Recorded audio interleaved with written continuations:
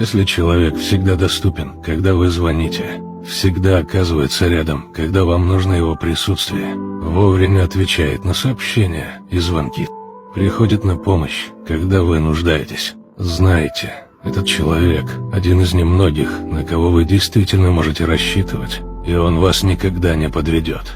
Не воспринимайте таких людей как должное. Они самые преданные и надежные люди.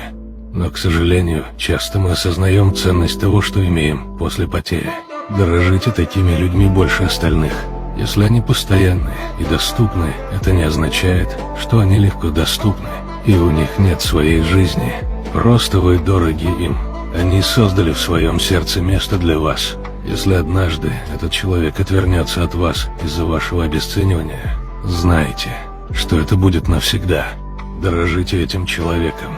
Иначе однажды вы поймете, что потеряли Луну, считая звезды.